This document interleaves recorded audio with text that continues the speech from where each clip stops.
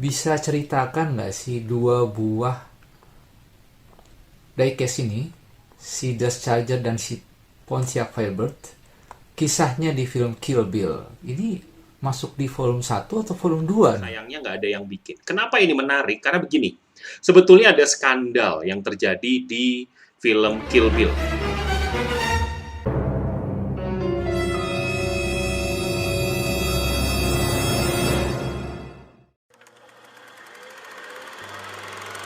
Halo, ketemu lagi dengan saya MJ, seorang diecaster yang hobinya nonton. Jadi, saya akan review mainan-mainan lucu yang merupakan replika dari film-film terkenal dunia. Please enjoy the show. 1, 2, 3, action! Halo semuanya, para diecaster semua. Ya, senang sekali saya bisa kembali lagi hadir menemani kita semua ya. Nah, hari ini hari yang spesial karena saya akan melanjutkan itu ya. Kemarin itu ada apa tuh namanya, watermelon wawancara bersama dengan Om Barsya Channel. Halo teman, kali ini kita akan review diecast dan juga film. Video ini, seri kali ini saya akan beri nama Watermelon. Apa itu watermelon? Adalah wawancara diecaster melalui online.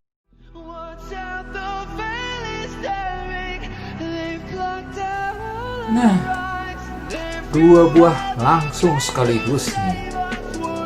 Bisa ceritakan nggak sih dua buah diecast ini, si Dust Charger dan si Pontiac Firebird, kisahnya di film Kill Bill ini masuk di volume 1 atau volume 2? Atau dua-duanya di volume 1 atau dua-duanya di volume 2, atau volume 1 ini atau ini volume 1 ini volume 2? Nah, bagaimana ceritanya? Pontiac Firebird Transarm tahun 1980 dan juga 1971 Dodge Charger itu muncul di Kill Bill volume kedua. Saya mau bahas dulu yang Pontiac Firebird ini ya. Jadi untuk yang Pontiac Firebird ini sebetulnya munculnya itu di scene yang keren banget ya. Di sana itu tuh dikendarai sama yang mata satu itu Om. Namanya siapa ya? L ya. Jadi dia waktu itu sedang berkendara gitu, lagi mau ke rumahnya siapa gitu, Black Mamba kalau nggak salah. Nah, ini mau bertarung dengan si lakonnya, dan ya akhirnya meninggal juga si L ini. Yang mata satu dia dibawa banyak sekali uang. Nah, itu ditaruh di Pontiac tahun 1980 Pontiac Transarm ini. Sebetulnya gini Om, yang paling ikonik di Kill Bill 2 sebetulnya bukanlah Dodge Charger atau Pontiac Transarm, melainkan itu adalah Volkswagen Karmann Ghia Convertible. Ini sayangnya nggak ada yang bikin. Kenapa ini menarik? Karena begini, sebetulnya ada skandal yang terjadi di film Kill Bill. Jadi skandalnya itu baru terungkap 10-15 tahun kemudian. Jadi gini, sebetulnya saat syuting film Kill Bill ini, Uma Thurman itu kecelakaan. Nah, waktu dia kecelakaan, dia naik VW Karmann Ghia tahun 1973. Dan itu dia kecelakaan sampai tulangnya itu bermasalah di sini ya.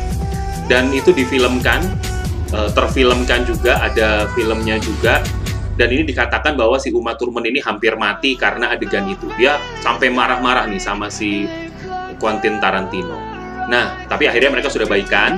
Dan ya, filmnya terus berjalan hingga sekarang. Sayangnya, jarang ada yang mengangkat ini ya. Volkswagen Karmann Ghia Convertible tahun 1973. Ini yang paling ikonik. Muncul di scene saat The Bride ini lagi naik mobil di Meksiko. Nah, itu jalannya itu sebenarnya lurus, tapi entah kenapa, karena nervous atau apa, akhirnya nabraklah si Uma Thurman ini, nabrak dan akhirnya kecelakaan di situ.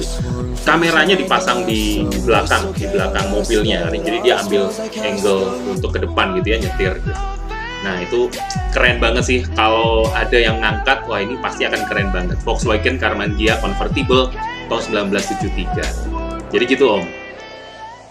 Kalau begitu, kita akan coba review filmnya seperti apa. Kill Bill. Check this out. Kill Bill ini adalah film aksi dari Amerika Serikat yang dibuat oleh Quentin Tarantino.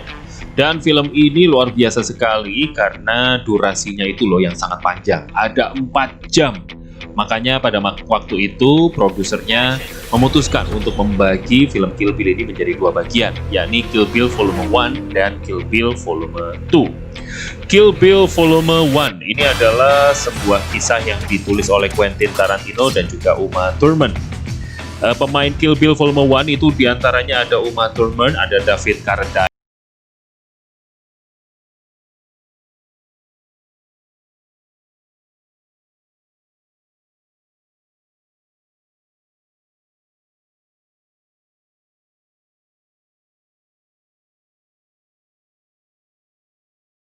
dollar dan menghasilkan keuntungan 180 juta US dollar. Di IMDb, Kill Bill ini mendapat rating 8,1. Bagaimana sinopsisnya? Sinopsisnya adalah seorang pendekar bernama Beatrix Kiddo atau The Bride. Ini adalah seorang perempuan dan pembunuh yang sangat terampil. Dia memutuskan untuk meninggalkan bisnis berdarahnya dan menikah. Namun, dia dihianati oleh The Deadly Viper Assassination Squad yang dipimpin oleh mantan bosnya sendiri, yakni Bill. Bride ditembak pada hari pernikahannya dan membuatnya koma. Dia akhirnya bangkit dari koma setelah 4 tahun kemudian dan berusaha membalas dendam. Nah, bagaimana cara dia balas dendam? Jadi dia datangi satu-satu orang yang berusaha membunuhnya. Nah, Deadly Viper Assassination Squad ini terdiri dari Elle Driver, lalu ada Oren Isi, terus ada Vernita Green, dan juga Bud. Nah, lalu pemimpinnya bernama Bill. Kill Bill 1 ini menyajikan suguhan film aksi balas dendam yang penuh darah. Banyak adegan sadis dalam film ini. Darah bukanlah hal yang asing dari film ini. Aksi balas dendam The Bride yang menggebu-gebu menjadi magnet utama di film. Di film ini, The Bride menjadi sosok yang menakutkan dan siap membabat habis siapapun yang berusaha menghalangi aksinya. Seru dan tidak cengeng, sadis dan membuat emosi terobok-obok gitu ya. Kill Bill Volume 1 juga merupakan film yang sangat unik, bukan seperti film aksi lainnya, di mana plot dan alur ceritanya dipaparkan chapter by chapter, jadi seperti kita baca novel. Alurnya juga dibuat tidak berurutan. Kill Bill Volume 1 semakin unik dengan disisipkan beberapa menit animasi, yang ini dibuat langsung oleh animator di Jepang, yang menceritakan tentang masa lalu Oren Isi yang kejam. Konon, karakter Oren Isi ini dulu pernah tampil di film Jepang yang keren juga ya waktu itu. Animasinya kasar, sekasar film. Keunikannya ditambah lagi dengan nuansa warna film yang mendadak jadi hitam putih saat adegan pertempuran maha seru yang penuh kucuran darah. Juga diimbangi sinematografi yang artistik. Apalagi music score dan soundtracknya keren dan juga enak didengar. Film ini bergaya klasik modern yang tentunya jauh dari epic dan terlalu pop juga mainstream. Jadi kalau dilihat film Kill Bill ini adalah gabungan dari film timur dan film barat. Saya bisa melihat bahwa Quentin Tarantino ini sangat terinspirasi dari film di timur ya, film-film di Asia. Dia bisa mengambil, kalau dilihat ya, kostumnya Kill Bill ini mengambil dari kostumnya Bruce Lee dalam Enter of the Dragon. Lalu juga pada pertempuran melawan Oren Isi ini juga diambil dari kisah samurai Jepang. Saya lupa judulnya apa, tapi ini pernah difilmkan dan hype banget di Jepang sana.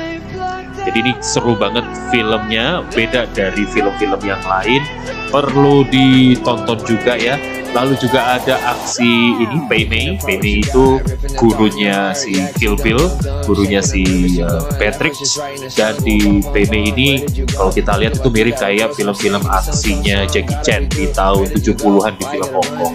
Jadi benar-benar ini adalah gabungan dari beberapa film inspirasinya dan digabung menjadi satu film, yakni Kill Bill ini. Quentin Tarantino adalah seorang produser yang luar biasa, sutradara yang keren, yang bisa membuat film ini menjadi film box office pada masanya.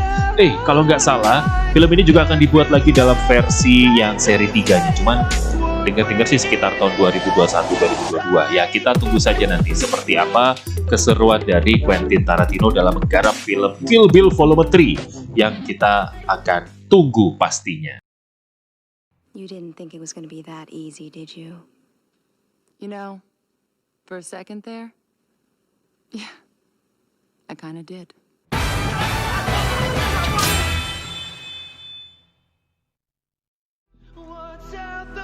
Oke, seperti itu tadi ya hasil dari Watermelon ya.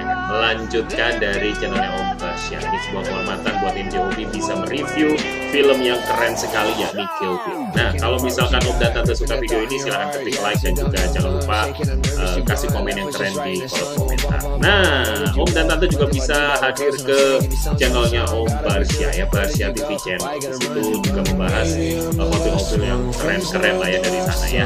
Oke, kalau begitu terima kasih sudah hadir. Kita ketemu di video-video yang lain dan goodbye.